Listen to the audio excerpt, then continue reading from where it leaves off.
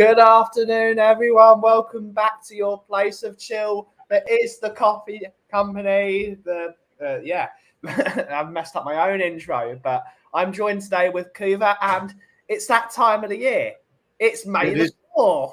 It is May the 4th and purple and gold. Absolutely. And it's that time where we've got to talk about the empire that we've got to take down, as we are the Rebel Alliance, as we usually like to call ourselves. And we're going to talk about Star Wars. And who better to talk about Star Wars with than Mr. Kuva99 in this community? Cheers. There's people that know a lot more than me about Star Wars, but I doubt there's anybody that's watched the films as much as I have. The original three. Are you watching Star Wars later? Sorry? Are you watching Star Wars later? Oh, you're damn right I am. Yeah, damn right. Yeah, the first three, the original trilogy that were released, New Hope, Empire Strikes Back, and Return of the Jedi. For me, that's the holy grail of all Star Wars films. Rest of it, just don't care. Absolutely don't care about the rest. Interesting, but not the same. So everyone in chat, let us know your favourite Star Wars moments, and we're just going to talk about them for about an hour and just give us something else to talk about rather than bloody Tottenham. But as you can still see, it's still the purple and gold show. Absolutely. I'm just thinking that the impact it had on me as a child was just absolutely stellar. Interesting choice of words. Yeah, it's correct though. Definitely stellar. Star Wars wasn't just a great movie when it came out. It was a game changer for the entire genre. They were going to originally use tacky little disco music that was sort of prevalent at the time, so because being in the 70s, but they decided no, going to go with classical music, and my God, what a good choice that was. John Williams. Absolutely, in the little pieces of music that are absolutely synonymous with the film and known throughout popular culture for decades to come. Just so instrumental, I'll say. Very instrumental. In what made Star Wars such a big impact. So many things about it. It's like the fact that you first saw these ships, spaceships, and you used to, at that point, you'd be used to all these shiny flying saucers or rockets, all highly polished and symmetrical. Yeah. Star Wars, it was a case of these things are dirty, these things are used. These are batters. There was like a realism straight away. Just sucked into it immediately. I think the first if the first few minutes of the film didn't grab you, then you're just not going to be a Star Wars fan, because it was absolutely spectacular on the eye. The rebel freighter being chased down by the huge Empire, big Carillion ship, and then captured and then storming the ship, shoot out with the stormtroopers against the rebels, and Leia setting the scene by hiding the message on R2-D2 for Obi-Wan to get involved. It was just amazing. And then, of course, one of the greatest movie villains ever, Darth Vader. Which was a small spoiler if you're in the Netherlands, because Vader means father. But we'll forget about that.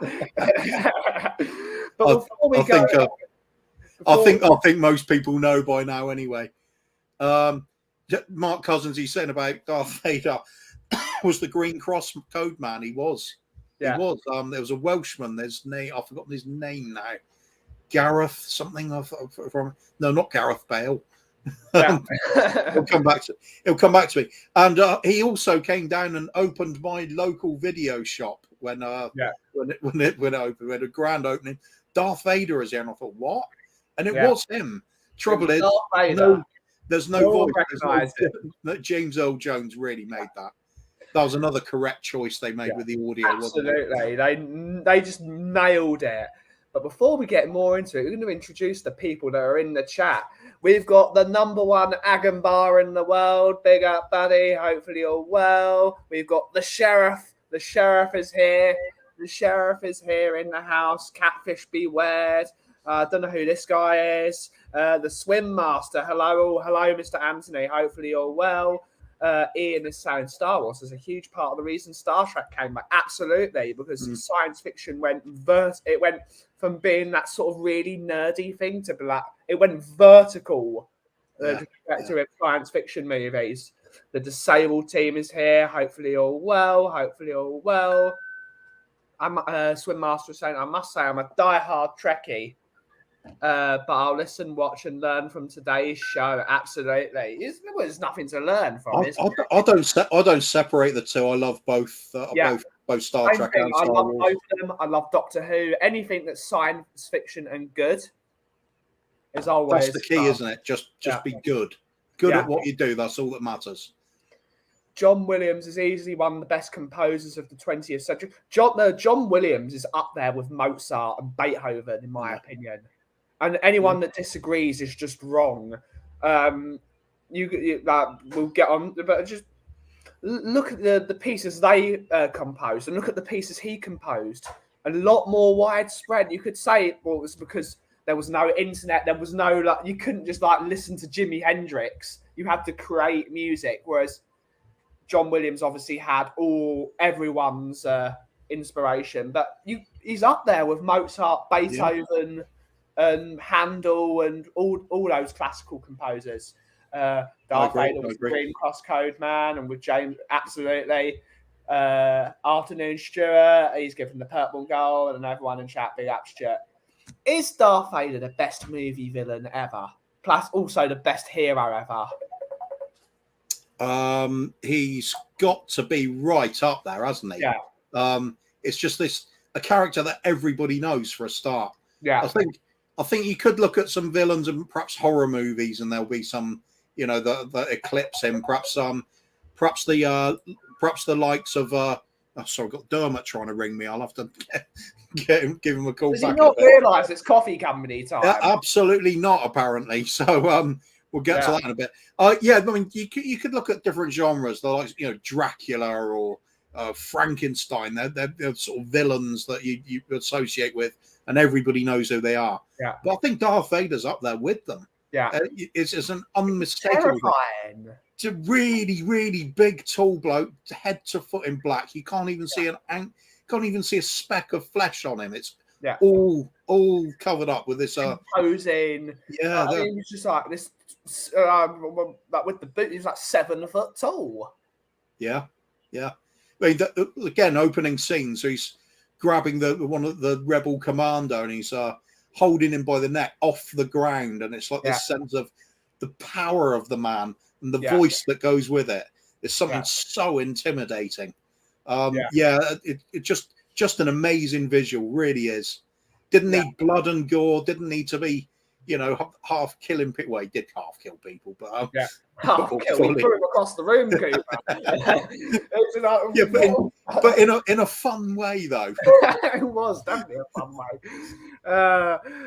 Chris is saying, hate to bring up politics, but big up to the people like me counting votes till the earlier morning starting tonight. Going to be a long day. Big up, Chris. Big up, Chris. The Kaufmans are not being elected today because it's not my ward's year. So big up to the people in my area. Vote Kaufman. It can't get any worse.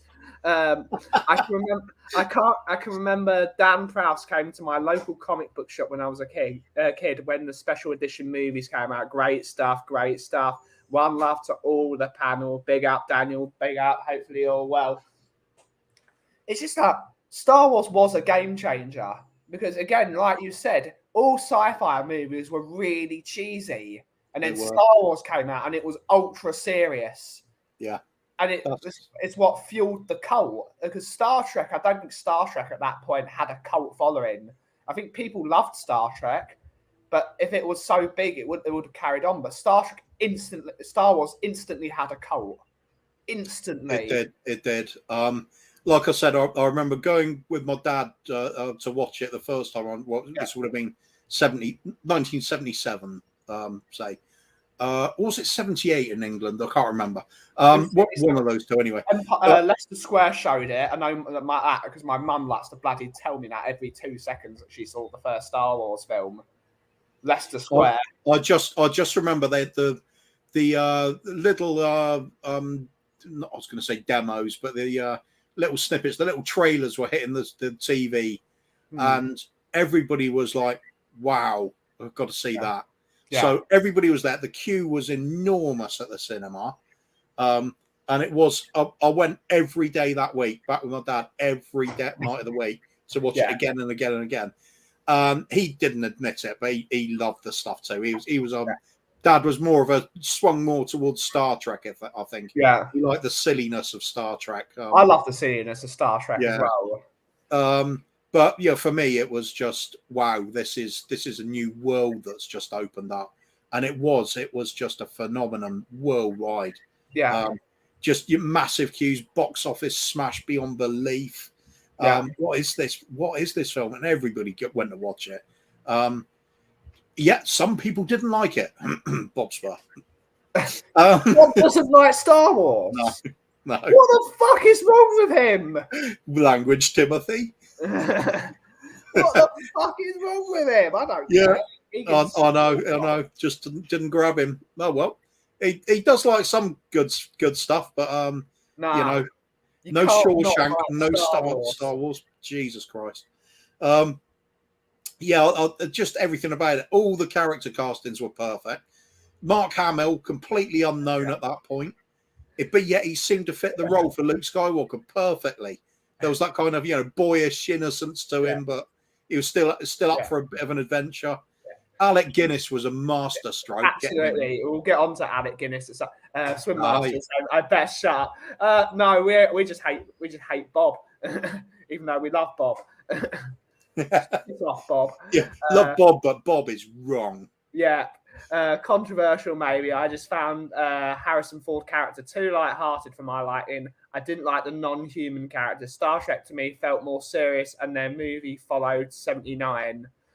Oh, that's weird. I kind of feel the other way round. Oh, I know what he means though about the Star Trek the motion picture. That was quite serious. It was very, very kind of like an Asimov novel or something like that. Perhaps. I think Star Trek is too silly though at some points. I mean, that's part of the reason I love it, because if you look at my own cultural background and the people that wrote Star Trek, it's just Judaism on steroids. Star Trek, everything is a Judaism reference. Even what's it called, Live Long and Prosper is a bloody shin. Everything is just Judaism. So that's why I find it really silly, because it's just silly Jewish humor, with Shatner being silly and Jewish. You have Spock, who was silly and Jewish. I'll try and pretend I knew what it was, but for the benefit of people watching, perhaps, what's a shin? It's the Hebrew letter. There we go. Also, it's like a Hamza, which is a big thing in the Middle East. Didn't actually know. I'll have to show you it later. It's so much to learn from Judaism and just general Middle East as well. Eastern culture, absolutely. Disabled team is saying, I believe I'm always honest, so I have to be honest that I've never seen a single. What's wrong with you? And yet you can suffer through Spurs. Yep. I don't think the disabled team doesn't support Spurs. I think. Good choice. At least I think that. I think the disabled team might be Man United. I don't know. Let us know. Don't know. Well, it's not a bit of there's a bit of green in the badge. Oh no, I don't know. Can't tell from that either. Some people just never got round to it. I think it's too late. You can't. Have you got Disney Plus disabled team? Watch it this evening. That is your homework for this evening. You've got to watch the first 3 Star Wars films, watch the prequels, realise that you've got to watch the original ones again. No, I am a Leeds fan. Oh, damn it. That's just me being... I apologise. He is a Leeds fan. That's quite an insult to a Leeds fan. It's an insult to us that you've never seen Star Wars. So we'll call it at that one. True. At least watch The Mandalorian if you got that on Disney Plus. Yeah. That's like a mild intro to Star Wars. That's your job for the day, disabled team. Watch what's it called? Watch Star Wars. Big up all. May the fourth be with you. May the fourth be with you, Jason. Hopefully you're well. But yeah, Star Wars is great. Star Wars is great. Absolutely. Plus, of course, I haven't even mentioned Princess Leia yet. No, we haven't got to that. I was absolutely heartbroken when she passed it, when Carrie Fisher passed away the other year. It's just an iconic figure from my childhood. Yeah. It really, really was. All of those characters are just so well known for so many people. Yeah. And it ultimately the whole story was basically Hollywood's idea of putting a Western into space. Yeah, you had the set villains, you had the set goodies, and they had to overcome it all at the end. That's why everybody did. Everybody, first film in particular, New Hope. It was a case of set the scene, introduce the real villain invader. Yeah. Then he starts winning. They've got no chance. Planet's being destroyed. Whatever can they possibly do? Yeah. And then the ragtag bag of rebels that could be the Magnificent Seven story, really. Yeah, it could be. And they just all get together and win the day in the end. It's like it's shovel the popcorn back, enjoy everything, go home happy. I loved it with that era of films. I think that also ties in with the Star Trek thing, because that's generally a feeling with Star Trek. You get entertained, but everything's good at the end of the day. It's cozy. It all finishes off nicely. Yeah. It's brilliant. Big up, everyone. Big up, Nick. And he's saying, hope everyone is behaving. If not, great stuff. Catfish beware. I might have to get him the sheriff's deputy. Big up, Carl Simpson. Hopefully you're well, buddy. Hopefully you're well. That's a good idea, actually. Sheriff Mark Cousins and Deputy Nick is the deputy. It's not bad. It's not bad. They'll have their own spin-off series. Here comes the plug for the shelf site. Yep, it's coming at some point. It's going at some point. Star Wars is so amazing because, like, if you look at Disney World, for example, they're making their Star Wars world bigger. They've just built a Star Wars hotel with their Galaxy Edge theme park. Like, you'd think this is a movie made in the 70s, and they're building hotels with it for kids. It's reached a whole generation. Why would you say it's hit that new generation? It's timeless, isn't it? The technology doesn't matter. Yeah. The way, even though it's funny thing is, it starts off by saying in a galaxy long, long ago, in a galaxy far, far away. It's like, what? This is before us, and they've got this kind of tech. It's that kind of realism to it, but it's also fantasy meets sci-fi at the same time. And that's why it works. The whole idea of the Force, it even taps in with the whole idea of religion in a way as well, doesn't it? That the Jedis, believing in that thing that can't be seen, but it's all around us, and and it's around everything. There's so many tie-ins to things that people have a lot of belief in. At end of the day, it's that good versus evil. It's the it appeals to so many people. When you do it that professionally, though, get the booming classical music with it, amazing visuals, and characters that you just like appeal to you. You how can you not smash it? Some films just have that effect. This entire series of films did. Nick is saying the music as well. It's just excellent. Which one should I watch first? You should watch A New Hope first. Watch the original trilogy. Watch the prequels. Watch the original trilogy again, and then forget to watch the sequels, and then don't watch them. Don't bother with the prequels or sequels. I would watch the prequels. They have aged well, the prequels, but only because the sequels are so bad, it makes the prequels look good. But the prequels, they have improved. A lot of the prequels, a lot of the stuff they put in that. What's it called? Phantom Menace is a good film. Revenge of the Sith is a good film.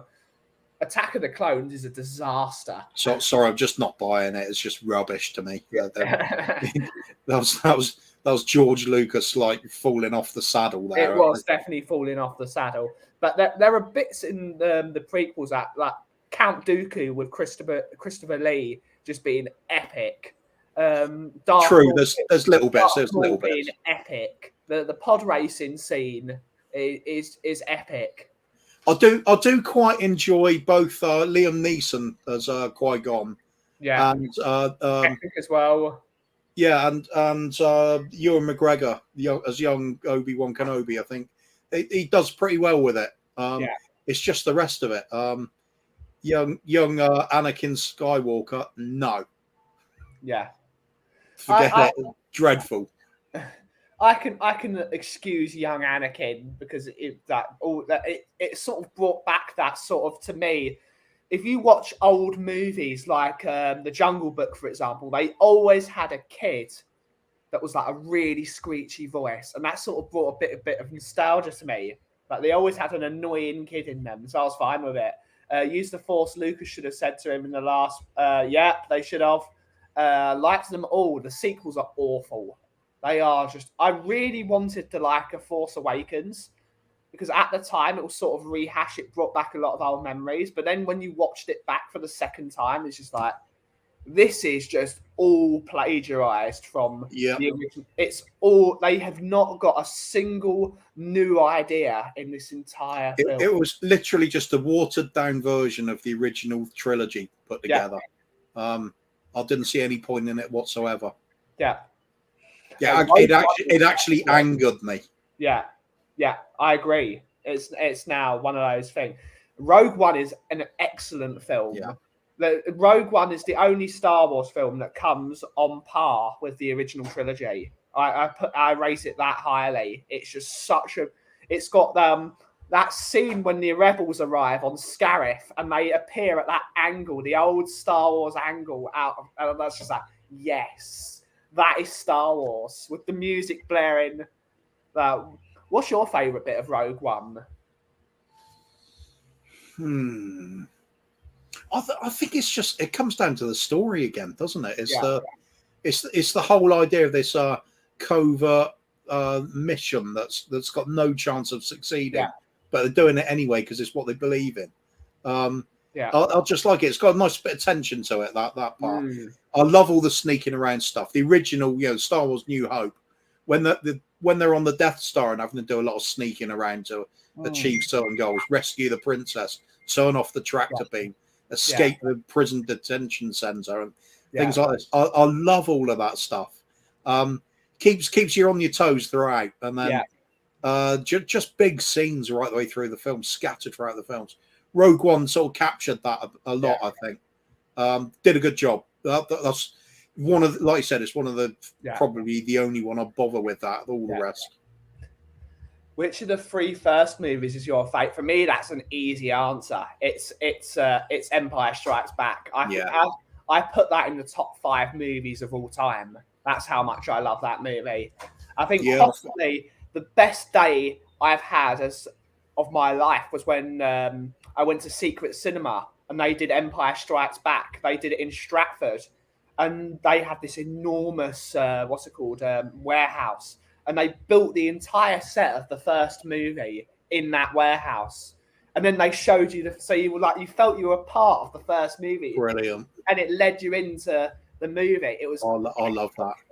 I mean, a New Hope. It was a standalone film in its own right. It works perfectly. But Empire Strikes Back for me, again, that's my favorite of the three by a mile.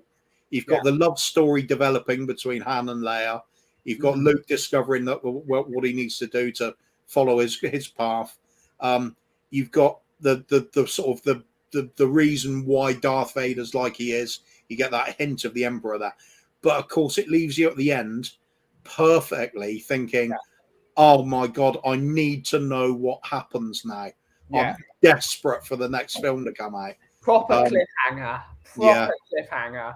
Old school. Sheriff is saying Return of the Jedi, my favourite, when Vader is unmasked. Everyone put your favourite Star Wars movie in the chat. Do or do not, there is no try. Spursy. Agree, Mark. The thing that's great about Rogue One is that we all knew how it was going to end, and we still told a compelling story. That's what we're asking for, though, isn't it? Just a good story. Yeah, And Empire Strikes Back is definitely the best of them. It absolutely is. Anyone that argues with it, my brother was trying to argue with me that The Phantom Menace is the best Star Wars movie, and I swore at him for about 10 hours. Like, he literally went home, and I called him up just to scream at him. Just was not having it. Like he said, it's just one of those films. I mean, I've got it in like my top 3 ever. Yeah. I think Shawshank Redemption and Jaws, that'll make up my best favorite 3 films ever. Yeah, it's just something about it. I can rewatch it unlimited amount of times. I think that original trilogy, because I think I said this before on stream, but back in the days of old VHS tape, amazing stuff. Recorded all 3 films onto the same tape during the summer holidays. Whenever I was in the home, instead of out playing with my mates, straight in, Star tape Wars. in the cassette player, Star Wars trilogy all day long. And if I was at home on a rainy day, it would be back to back. Yeah. And I'd be annoyed at having to rewind the tape. Yeah. It's just also DVDs still weren't invented, so we had to do the same thing. Rewind that tape, rewind it, and totally wore out the tape with on Return of the Jedi with Princess Leia in a leather bikini. We were always going to get to that at some point. That one stays up there, works today. That one. Hard to separate the first 3 different opinions on any given day. Yeah, fair. It is just a continuous story, isn't it? So. Yeah, it just is. Shawshank, now you're talking, Kuva. Loved Morgan Freeman's role. It's a great film, unless you're Bob. I Am Your Father. Luke, shocking at the time, unless you're from the Netherlands. And it's like, now we know why it's called Father. Godfather 1 and 2 are my favourites. 2 brilliant films as well. But I don't think they've had, apart from in that genre, as much impact as Star Wars has. Star Wars is like, it's impacted all cinematography, the way you pair music to film, props, like how like bits of things. Just The Godfather is an excellent trilogy, though. But I think Star Wars is one of those things that's just impacted culture far more than anything else. Again, there's another one in my top 3. I mentioned Jaws. Same sort of thing in terms of the music. Yeah, it's just absolutely everybody on the planet knows what that music is. Yeah. Well, perhaps not everybody, but everybody. Even Bob knows it. Bob loves Jaws. I know he does.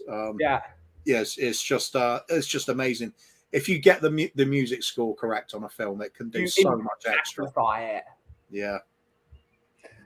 Big up Amir, Shalom Achi, Shalom. Big up Amir. Gladiator was in Gladiator's soundtrack as well. Yeah, absolutely. Kind of those haunting melodies at times. Yeah. Where he's thinking of the Elysian fields and and you get that lovely female singer. I don't know what her name is. Lisa Gerrard. Well, there we go. Awesome stuff as well. Like, even I know it. It's kind of ties in with like Lord of the Rings style. Very stuff much as well, so, doesn't it? Hans Zimmer was the Gladiator composer, wasn't he? From what I can remember, was it Hans Zimmer or is it? I think the Gladiator score was Hans Zimmer. Could be.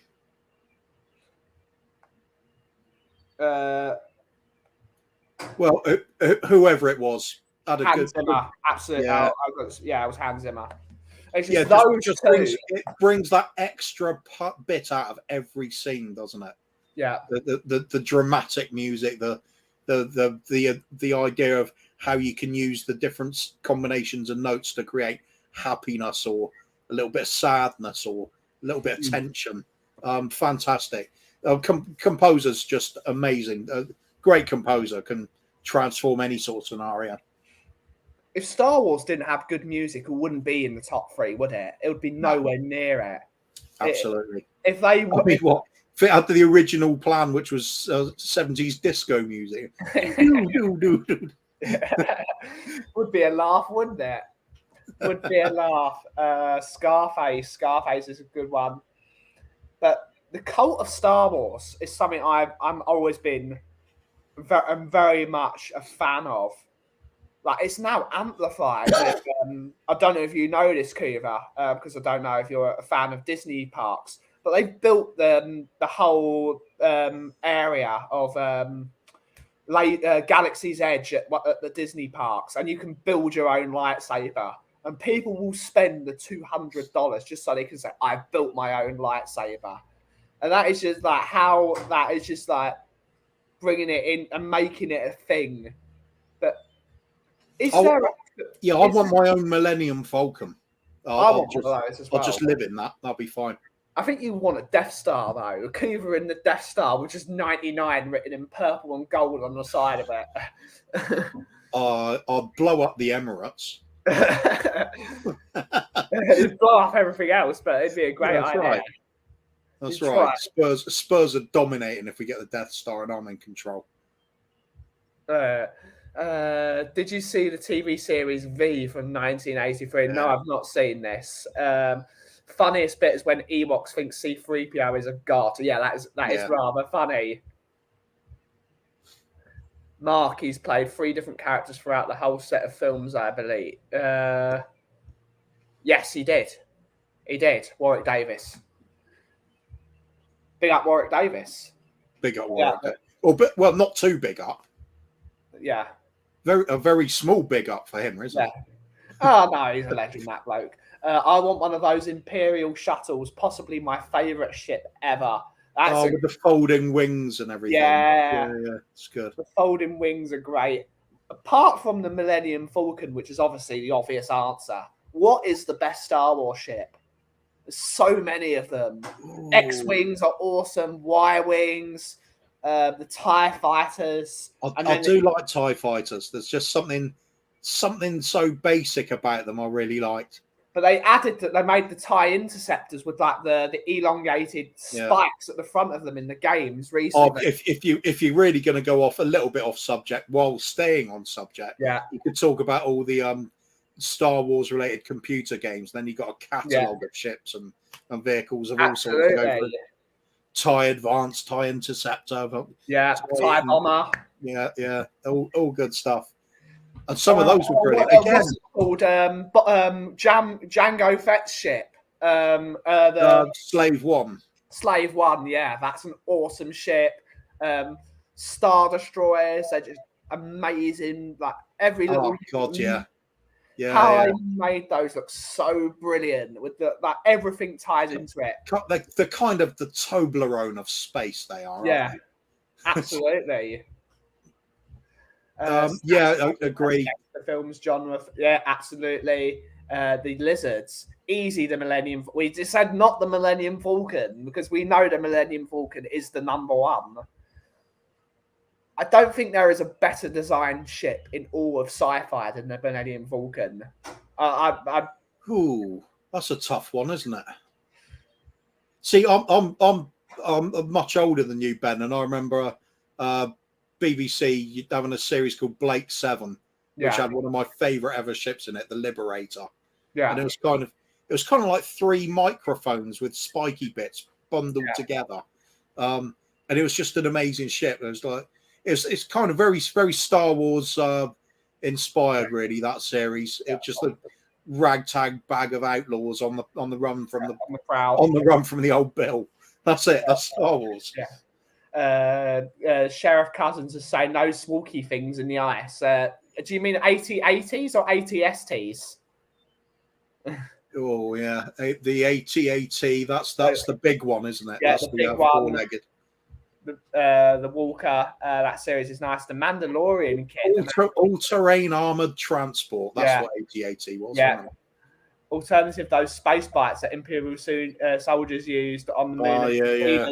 Imperial speeders, yeah, they were pretty cool. Just burnt through the first season of Picard. It was brilliant, and I was hooked. My brother hates the first season of Picard. He hated the first 2 series, but then apparently season 3 is phenomenal. Yeah, absolutely. That's why I might start watching Picard tomorrow. Stick with it, Carl. If you're enjoying the first 2 series, third one will just be, oh God, yeah. That's it. That's what I needed. AT-AT. A friend of mine once described them as big elephants that shoot. Yep, that's what they are. Big elephants. I think of them as big camels that shoot because big camels, yeah. There was a really early computer game for the Commodore 64 done by Jeff Minter, and it was called Attack of the Mutant Camels. Yeah. And it basically was you had a little ship flying along sideways on the screen. You just had to shoot endless amounts of these things. Yeah. But anyway, there we go. Sidetracked again. Big God, up. we're so nerdy at heart, aren't we? What's better, Star Wars: Return of the Jedi or Cliffhanger? Seeing as it's a Star Wars show, it is Return of the Jedi. Yeah. Although Cliffhanger was, we said it on Bob's show earlier because last night Bob's messaged me and he said about Xabi Alonso. We'll talk about something about that for the morning show, and then he said, oh, he's just watching Cliffhanger at the moment. Yeah. And I thought, I could do a bit of research on Xabi Alonso and where he's been in his career. Yeah. Or I could watch Cliffhanger, so I watched that. Yeah, absolutely. It is definitely Welsh shit. Shawshank, Bob. Yeah, Shawshank. Big camels that shoot. Oh, yeah. Kiva, that was an immense game. Great stuff. What Star Wars games have you played? There have been some epic ones. Star Wars Battlefront 2 was the bane of my existence on the PSP because I was supposed to be going to bed and I'd play till 4 a.m. on the PSP. I like some of the early ones that where the graphics weren't great. Yeah. But, there's little spin-off called Dark Forces. I've heard of Dark Forces. Dark Forces was a brilliant game. It's totally aged now. It'll be like, it'll be almost repulsive to look at nowadays. But back in the day, that was such a good game. Exploring where you eventually work your way to the Imperial city of Coruscant. And you first encounter Boba Fett, and it's like, wow, something's on a jetpack here. It's the dangerous bit. Loved all those things, but I think it's at its best when it sticks to the space battles. So it's like the X-Wing versus TIE Fighter series. Anything to do with that, I think was absolutely brilliant. Although, some of the later ones, that way you basically you're a Jedi of some sort. Yeah. Third person, fighting games. I still haven't played one of those yet, but I've watched playthroughs and they do look awesome. It just doesn't interest me to do another story game. If I want to play a Star Wars game, I want to play Star Wars Battlefront 1 or Star Wars Battlefront 2, where I'm like a soldier, galactic conquest and all that nonsense, and just shoot shit. Absolutely. I want to be a stormtrooper. I'm just told what to do and go and do it. Yeah, exactly. Is there a more disappointing game release than the new Battlefront games? Because they released those recently and they got a lot of flack from people like me. There's no single player. It's only multiplayer. And all I want to do is space battles. I agree, especially since when you get wary like I am of these multiplayer only games online, suddenly getting shut down and you suddenly got a worthless game. I don't actually get these unless they got a single player option. Yeah. It's sometimes you just want to escape for yourself, just go into your own world, switch off everybody else. Don't need to be with people constantly. Sometimes it's just escapism purely for you. Yeah. But a good bit of me time always works. That's why I like always like games like Elite or other space type games. Just me and a big open universe. It's great stuff. Has Star Wars really done any great ones like that? Again, it's going back to the old stuff. Almost everything now is live service, isn't it? Yeah. Live action service or live. I forgot what they call it. Live service. It is live. Yeah. There's only one live service game that works, and it is Destiny, and that's why I still play it. That's the only one that sort of works. The rest of them just fail, and they shut them down. When all what Star Wars fans want is Star Wars Battlefront 2, but the one they used to play, so they can do the Galactic Conquest, so they can do the story missions, so they actually have fun with it. They play a story, because Star Wars is a story-driven franchise. It's not Call of Duty. They made a third-person Call of Duty, but made it Star Wars. It wasn't good. I'm just having a quick search. As a non-hardcore Star Wars jit, if there was any one scene from any movie you could entice into the world with, what would be the scene? For you, Bob, it would be Return of the Jedi and Princess Leia in her gold bikini. That's what we know you as. Followed by an yeah. But I'd say not so much the movies, but things like The Mandalorian. They're just fun standalone series. Bob would love Rogue One, I think. I think Bob would love Rogue One because it's got that escapism. It's got that. I think he'd hate it just out of principle, just so he can argue with us. Yeah, that makes sense. That makes sense. But I think he would like Princess Leia in a gold bikini. Oh yeah. Oh yeah. Mass Effect games are brilliant. They are. Lost my heart to a Starship Trooper. Interesting. Fallen Order is epic and not played the new one yet. That's great stuff. Swim Master saying their credits. I don't want to tell you to piss off, Swim Master, because we're great butts. But you're getting there. Star Wars is amazing. I want a game that's like this sort of Fallen Order thing, but forget the Jedi side of it. I don't want lightsabers and Force. You want to be a stormtrooper. I want to be Han Solo and Chewbacca just going through stealing shit and fighting their way out. I would love that sort of game. I would love that. It's one of those things. It's like we were talking about Sea of Thieves yesterday. It's that sort of thing. Just go and rob people. That'd be hilarious. And then get out by the skin of your teeth, relying on as much luck as judgment. Absolutely. That would be brilliant. Bob is saying, lol, yep. Rogue One was awesome. I love the Andor series. I still haven't seen that. I need to watch that. That was really good. That's ramping up nicely as Andor. Yeah. Who's the guy who's in charge of the Star Wars? What's his name? Not Kevin Feige. It's the Emperor. Of course, but who's in charge of the? It was the guy that played Happy Hogan in Iron Man. What's his name? He's the guy that's in charge of Star Wars, isn't it? Can't remember. In the chat, we'll get it. Mandalorian is God. I don't know if he's saying good or God, but we're going to keep with God. I worked on some Jaws licensed stuff. It's ridiculous. You can't show any gore from the movies or even the sharks getting fired at the end. At the end of 2. Yeah, absolutely. It's a bit ridiculous. Big up, Tommy. Big up. You can't be old. Commodore VIC-20 games for me. Ultra basic, but they were fun. Like old style toys for older generations. That's spinning tops. Absolutely. Steve Bateman. Steve Bateman's not in charge of Star Wars, is it? Jon Favreau. That's the one. Jon Favreau is the guy that's in charge of Star Wars. And he's doing I was thinking of something French sounding, but I couldn't quite get there. Yeah. Wow, really big up, by the way.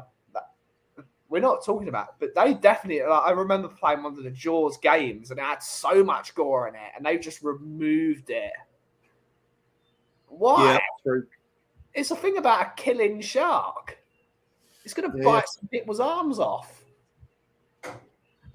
I just picked a name. Lol, big up.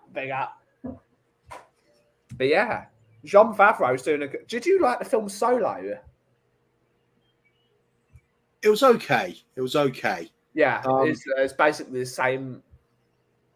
You got the gist of what the character's about. I thought it could have been a bit more, to be honest. I think they could have picked an actor that looked a bit more like Han Solo.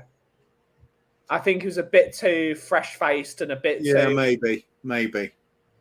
Well, then again, the original Harrison Ford is, he was that kind of the handsome rogue sort of thing, wasn't he?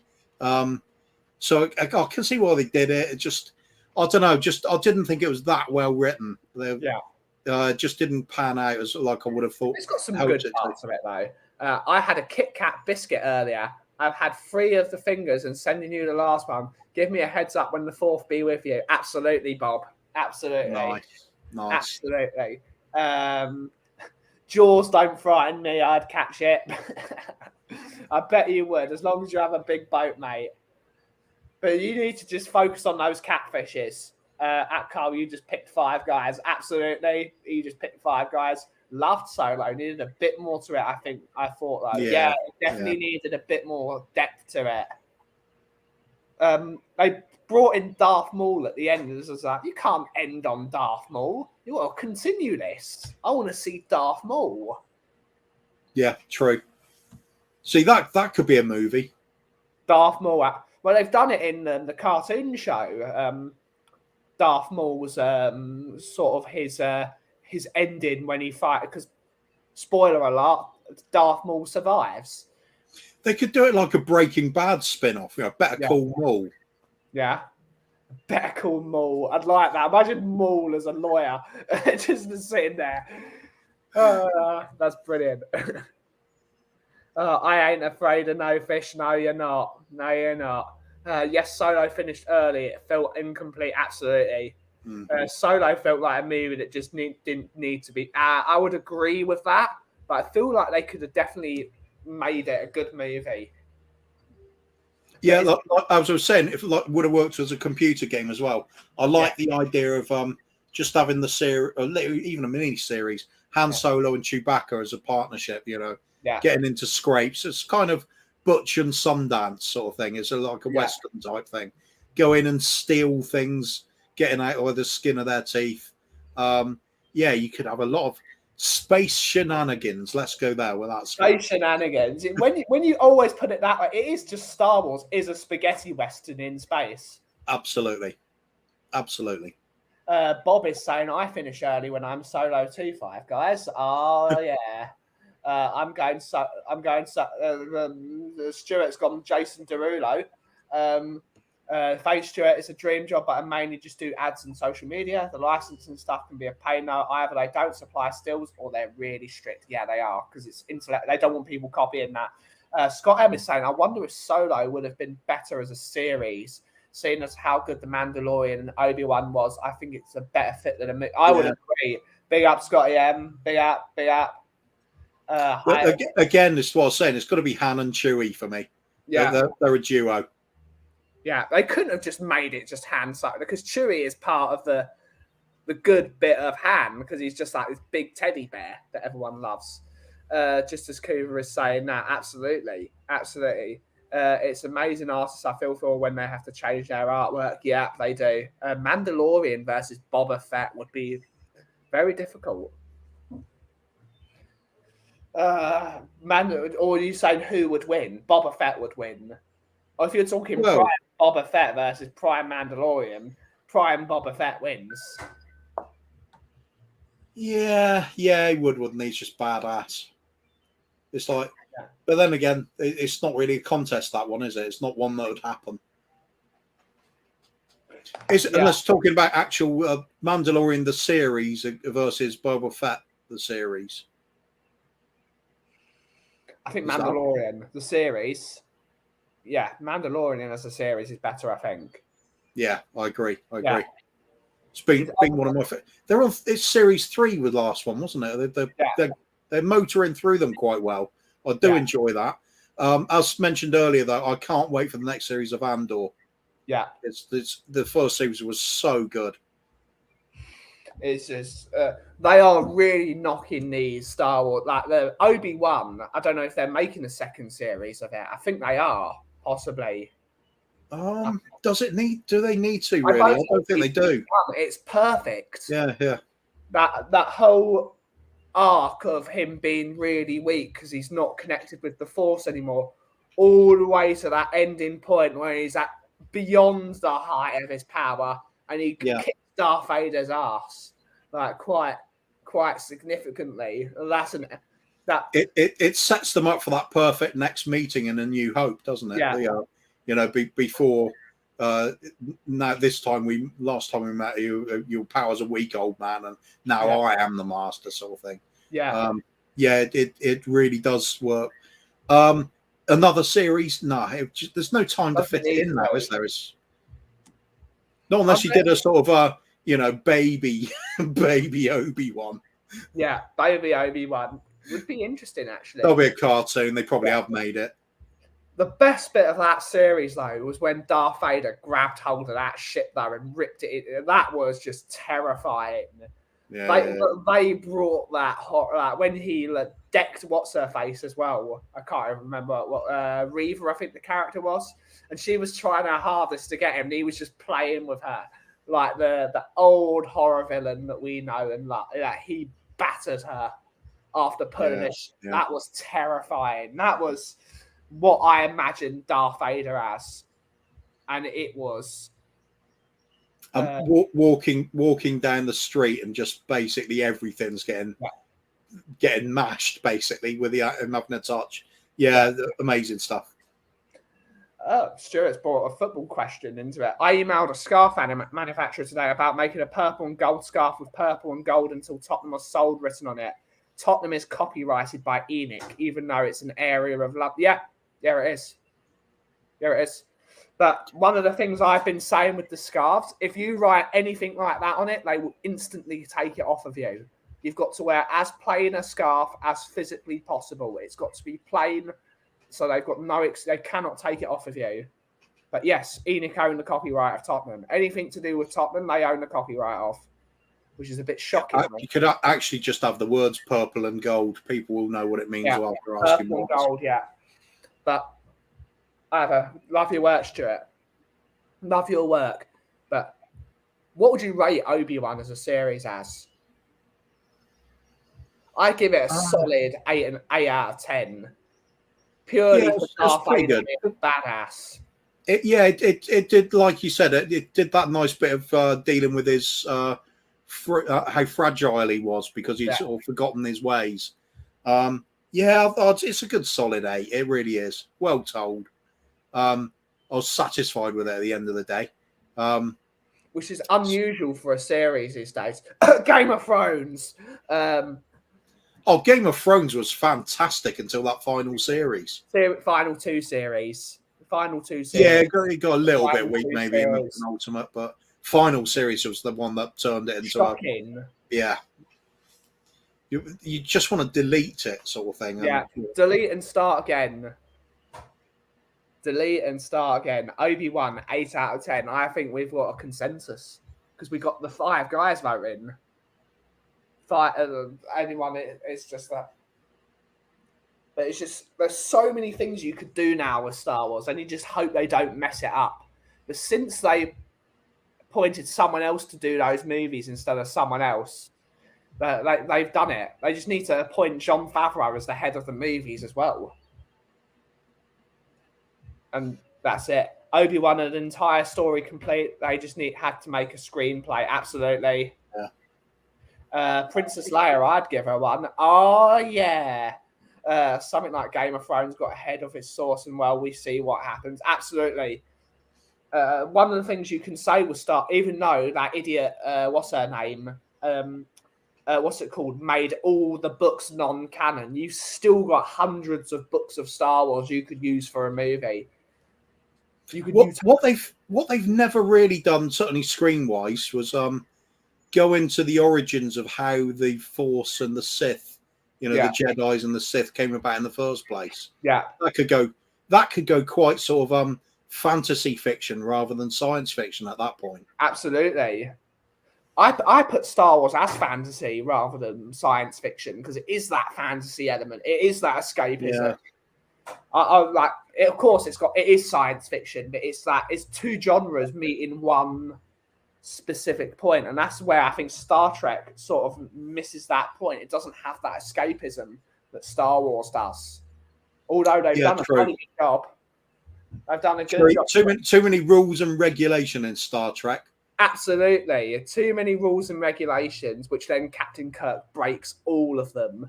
And that's part of it. He just breaks all of them. Never forget the Kobayashi Maru. Yeah. Oh, God. It's funny being on stream with somebody else who's as big a nerd as I am on these things. I think we're all nerds in this community, but... Yeah, I just don't care. If it's something you like, it's a good thing. Oh, it's passion. As long as it's not hurting somebody else, it's all good. I think we can hurt someone, though, for ruining Star Wars, though. Beyond 72 is saying Disney have some rights to some cult horror films, and even though it's something they won't do anything with, they're being about it and won't let people show prints anymore for fan script. Absolutely, it's not right. People need to be creative. I think Game of Thrones wasn't just rushed. It was mentally rushed. A completely that was half-eaten meal left on the which table. is funny, which we can mention Game of Thrones because the reason they rushed it is because they thought they were getting the job for Star Wars. Yeah. And then after they ruined Game of Thrones, they're like, nah, you're not coming anywhere near this, lads. There's definitely some spin-off series they can do with Game of Thrones as well, isn't there? Yeah. The prequel was excellent. The prequel to do you mean House of the Dragon? I think. Enjoyed that. House of the Dragon was excellent. Yeah, I agree. Anyone remember the 80s TV series V? Someone's already mentioned it. This show. I remember when it first got shown in Britain. It got shown at about 10 o'clock at night, something like that, and I think it might have been a school holidays or something like that. But I remember staying up late with parents watching it. Yeah, it was really enjoyable. Even more enjoyable it would have been if I was a bit older at the time, because there was some very tight-fitting uniforms from some on some of the ladies. Donovan Ostracher is in the house saying, "Morning, Ben. How was your birthday? Mine is tomorrow. Happy birthday to tomorrow from you, but for tomorrow, Donovan." I had a great birthday. I looked at some cool Les Pauls and looked at some nerdy stuff. And I've got something for me and Kim to do. We bought, because let's do it up right. I bought myself a Gundam model. So myself and Kim are going to build this at some point when our schedules align. So yeah, it was fun. So happy birthday tomorrow. I remember Freddy Krueger was the nice alien. Interesting. Still like the old... It's true. Robert Englund. I like the old horror Hammer House films, Peter Cushing and Christopher Lee. Yeah, those are two brilliant actors. Beyonce, Daniel mentioned that earlier. Yep. Game of Thrones should have ended after 6 seasons. It went on too long. No, they just needed to wait. Yeah, maybe. I'm trying to think what happened season 6. Season 6 ended on the Battle of the Bastards. It was mostly that sort of that... Just a sec, Coves. Just a sec. No problem. I'll just carry on reading on things in chat then, won't I? HB for tomorrow, Donovan. Stuart saying, fair enough. I think with Game of Thrones, you get to a point where it seemed like flogging a dead horse. It did go on too long. They just fell away so badly. It was embarrassing. Like I said. Go on. Unfortunately, we do actually have to end the show at the moment. But Coos, when can we find you next, buddy? Tomorrow morning, Bob Spur TV, Breakfast Brew. Brilliant stuff. Sorry for the abrupt ending, guys, but we've actually got to do some work. But we will be back tomorrow at 2 p.m. British summertime. Thank you all so much for watching. And as always, if you smell what the cough is brewing. Cheers, everyone.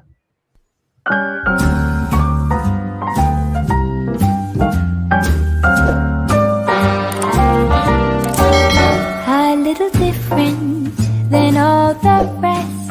I'm quite old-fashioned, wear a hat, sometimes play chess. And when I'm out, I'm looking for that vintage fling. But all complexions that I adore, so hard to find, these seem impossible to score. So I dream on to someday